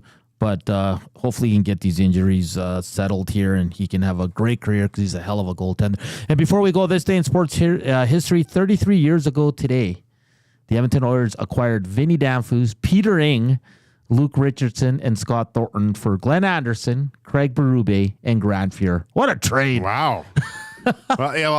Those guys were at camp too. Like, Luke and Peter Ang, right? Yeah, he was in the dressing room, my first camp too. I remember because it was him beside Ron Tugnut. Ron Tugnut, yeah. Ron Tugnut was there. Who else? Wayne Cowley. The size of this guy's pads. They were like across. You could have shown an IMAX movie on these pads. They were that big. They were just huge. I think he was one of the reasons that they came in and started making regulations. They were at least 14 inches across on the bottom. Obviously, the Oilers got Vinny Danfus, who was a hell of a player, younger than most of the guys there. Luke Richardson, hell of a defenseman. Scott Thornton was your typical fourth line, third line grinder, and but what a trade. That was 33 years ago today, 1991. Wow. Yeah. That's going to do it for us here on EST Afternoons. Thank you for everybody chiming in to the inbox and the nasty chat. Keep those downloads coming. Keep the views coming. Up next, it is the Reed Wilkins Show with Jay Milne. Thank you to Tom Gazzola and Dennis Bernstein for joining us here. We'll have a fun show tomorrow. Day 2 of Oilers on the ice here during training camp. Enjoy the rest of your afternoon. For Joaquin Gage and Zach, I'm Hernan Salas. We'll talk tomorrow. Don't feel like working? Join the Hangout. You never know what you might hear. Weekday mornings 9 to 11 on EdmontonSportsTalk.com.